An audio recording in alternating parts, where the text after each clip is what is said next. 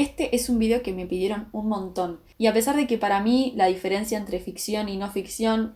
es un poco debatible, hoy les voy a recomendar 6 libros que podrían englobarse dentro de la categoría de la no ficción, pero que cada uno toca temas muy distintos.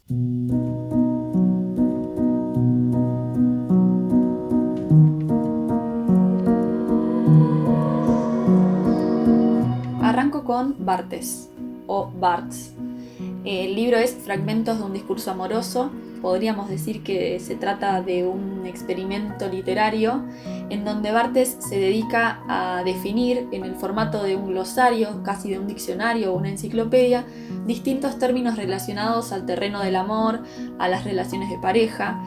Y si bien Barthes hace filosofía o ensayo, tiene una forma de escribir muy poética. Es de esos filósofos que da placer leerlos. Y en este caso se dedica a explorar un terreno que es el del amor, el de las relaciones, y lo hace con una originalidad increíble. Creo que es un libro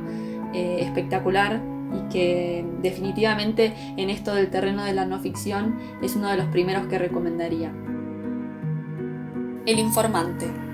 Figura amistosa que parece, sin embargo, tener por función constante herir al sujeto amoroso, entregándole como si tal cosa información sobre el ser amado de carácter anodino, pero cuyo efecto es el de perturbar la imagen que el sujeto tiene de ese ser. La siguiente recomendación es un libro sobre fotografía, que es de Walter Benjamin, que se llama Breve Historia de la Fotografía. Es un libro que, como dice su título, es muy breve, es muy cortito. Seguramente lo pueden encontrar en internet porque es un ensayo muy corto. Yo de libros de fotografía les puedo hablar horas, tengo millones, tengo una biblioteca destinada exclusivamente al estudio del cine y de la fotografía. Así que si les interesa el tema, yo ya en Instagram hice un montón de recomendaciones de libros de cine, pero puedo hacer para YouTube un video especial con videos de cine y de fotografía. Es un tema que ya les digo, a mí me interesa un montón, mi tesis fue sobre eso, así que les puedo hablar largo y tendido, pero elegí uno para representar todo ese terreno de mi biblioteca, que es Breve Historia de la Fotografía. Es un libro muy sencillo, Walter Benjamin escribe hermoso, es como Barthes, tiene esa forma de escribir muy poética, así que si les interesa el tema, creo que este es como el libro ideal para empezar por la materia de la fotografía. Después, siguiendo con el tema de las recomendaciones de fotografía y de cine, no podía dejar de recomendarles un libro sobre cine. Aquí está el representante de la literatura sobre cine de mi biblioteca, que es esta joyita de David Aubiña, un autor argentino, que se llama Una juguetería filosófica. Y es un ensayo dedicado a el estudio del cine como fenómeno social, como fenómeno artístico. Recorre desde los inicios del cine hasta las películas más conocidas y clásicas del siglo XX, incluso hasta la era digital. Es un libro que me parece genial porque es cortito y abarca como con un panorama muy claro y muy atinado la historia del cine hasta nuestros días, que obviamente no solo cambió el formato, sino que también cambió el lenguaje y cambió el código, y eso está muy bien observado y analizado por David Aubiña en este libro. Es un libro súper accesible, ya les digo, David Aubiña además es argentino, así que es un lujo tener autores de estas características hablando sobre cine de una manera tan hermosa. Se los recomiendo un montón. David Aubiña es un genio, si no lo conocen, investiguen un poco más, es un capo de lo que tiene que ver con la escritura y los ensayos sobre cine, y acá en Argentina ni hablar. Así que me parece que este es un buen libro para introducirse en la cuestión del cine y de qué es el cine y el arte y la historia del cine. ¿No? Digamos, es como un pantallazo sobre el cine en general. Así que gran libro.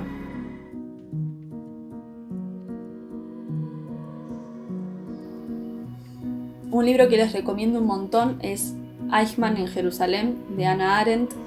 Este libro ya tiene que ver con una crónica periodística muy importante para nuestra historia. Me parece una lectura que deberíamos hacer todos, necesaria. Hannah Arendt es una ensayista, filósofa, periodista que viaja a los juicios de Nuremberg, particularmente a ver y asistir como testigo y como cronista al juicio que se le hace a Eichmann. Y ella en este libro, que es su legado, ¿no? Su testimonio de ese juicio, le da forma al concepto de la banalidad del mal, que es como el concepto más importante del libro. Les recomiendo mucho una charla que da Darío Stanraisberg sobre el tema, que seguramente está acá en YouTube para que lo vean. Se permite y nos permite a los lectores analizar la cuestión de lo que fue el régimen nazi y el Holocausto como algo que quizás no está tan alejado de nuestro día a día y que no se trata de una excepción fugaz de un momento de la historia, sino que lo que sucedió allí y en ese lugar, en ese momento, obedece a una lógica que sigue persistiendo hoy en día y que tiene que ver con los modos que elegimos de vivir, de producir, de gobernar, y que es justamente allí donde debemos poner el ojo y no únicamente en los nombres propios de aquellos que ejecutaron órdenes y de aquellos que simplemente llevaron a cabo un sistema que en su perfección terminó en lo que terminó, que es en la matanza masiva de personas. Hay una adaptación de este libro que se llama Hannah Arendt, que no es tanto la adaptación del libro, sino la ficcionalización de toda la situación de Hannah Arendt viajando hasta los juicios y un poco como su experiencia personal al asistir a estos juicios y al escribir la crónica, que me parece interesante para mirar después de haber leído el libro, como para darle un poco más de contexto a la escritura. Así que este es uno de esos libros que quizás son un poco duros de leer, pero que son necesarios y que vale la pena que los sigamos leyendo.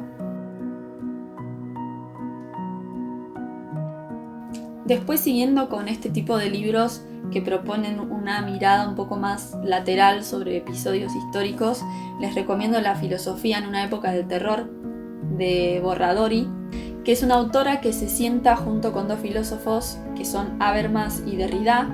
a charlar sobre no solo lo que fue el episodio del 11 de septiembre del 2001, cuando las Torres Gemelas fueron atacadas por grupos terroristas, sino que se sientan también a analizar cómo esa noticia fue mediatizada, cómo impactó en la sociedad la masificación de las imágenes del terror y además cuáles son las respuestas que generan este tipo de ataques, ¿no? Lo que más me interesa del libro es que no se posiciona desde un punto de vista maniqueo, digamos. No se propone hacer una épica del bien y del mal, sino que estas conversaciones,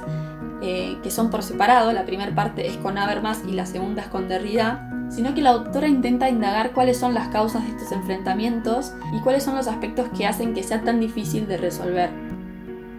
Una mirada con una distancia necesaria sobre el asunto para poder ver con mayor claridad cuáles son los problemas de fondo en estos conflictos tan violentos y que parecen irreconciliables. Y por último les voy a recomendar un libro de un tipo de literatura que yo no suelo leer, que tuve que leer para un seminario de cine de autor, donde el profesor tenía una técnica muy extraña y nos hacía leer libros muy distintos a nuestra zona de confort. Y entre algunos de estos libros me sorprendió mucho este, que es El Génesis revisado, de Zecharia Sitchin, que obviamente primero me llamó la atención por el título, me parecía muy interesante, pero nunca me imaginé de qué iba a ir este libro. Y si a ustedes les interesa toda la cuestión de los extraterrestres, las teorías conspirativas sobre la creación del mundo, la ciencia, el origen de la vida, de la humanidad, este libro les va a fascinar. Zecharia Sitchin, que es el autor de este libro y que también escribió una serie de otros libros que se llaman Crónicas de la Tierra, que aparecen acá en la solapa, es uno de los pocos traductores de sumerio del mundo y se dedicó a leer las tablillas sumerias y, según él, y esto es una cuestión de creer o no creer, a mí me fascinó la idea de creerle, en esas tablillas sumerias encontró un montón de datos sobre la conformación del cosmos y de nuestro sistema solar y del universo que son datos que en ese momento de la historia hubiera sido imposible saber por la falta de herramientas y que son conocimientos que la ciencia ha logrado tener muchísimos años después, incluso miles y miles de años después. Entonces lo que nos explica Sitchin en este libro,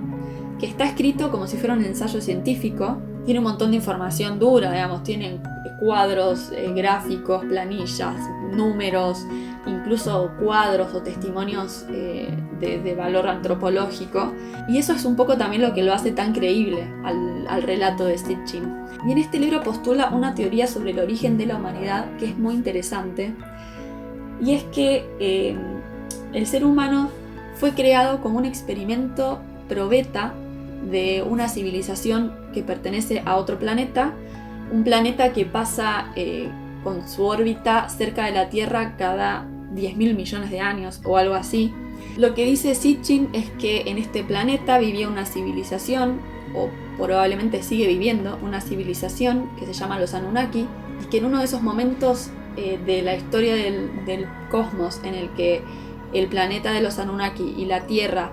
estuvieron muy cerca, los Anunnaki, que tenían problemas con sus recursos naturales, que ya se les habían acabado en su planeta, utilizan la Tierra como experimento con el objetivo de crear más mano de obra, y que para eso hicieron experimentos con animales que ya existían en la Tierra,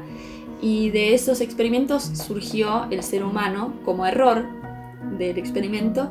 Y una vez que ellos lograron satisfacer su necesidad de mano de obra, siguieron rumbo con la órbita, digamos, de su planeta, y acá quedaron los restos de esa humanidad de probeta experimental que con los años fue reproduciéndose y creciendo y se olvidó de ese origen científico. Puede parecer una locura, pero me parece que, aunque no le creas, es súper interesante leer todas las teorías, porque además, ya te digo, aporta una cantidad de datos tan contundente que si no le crees, al menos parece que estuvieras leyendo una novela de ciencia ficción. Yo no suelo leer este tipo de libros, probablemente no lo hubiera comprado en una librería por mis propios medios, pero estas cosas de la vida que te permiten acceder quizás a literatura que nunca hubiera accedido. Y la verdad es que se los recomiendo porque es súper entretenido, y además mi yo del pasado estaría muy contenta leyendo esto, porque cuando yo era chica decía que quería ser astronauta, así que acá estoy haciendo cine, mirando películas sobre el espacio exterior y leyendo libros sobre teorías conspirativas, Anunnakis y planetas extraños que orbitan nuestra Tierra cada 100 millones de años. Así que estos son los libros recomendados de este video de libros de no ficción. Me encantaría que me dejen en los comentarios qué libros de no ficción me recomiendan. Ya ven que de temas es muy variado a mi gusto, así que cualquier tema me va a interesar. También díganme si quieren que les haga un video sobre libros de fotografía y cine. No se olviden de darle like al video, de suscribirse a mi canal y de activar la campanita para que les avise cuando suba un nuevo video, de seguirme en mis redes sociales, en Instagram, en Facebook, en Twitter, y nos vemos en el próximo video en Bibliotácora.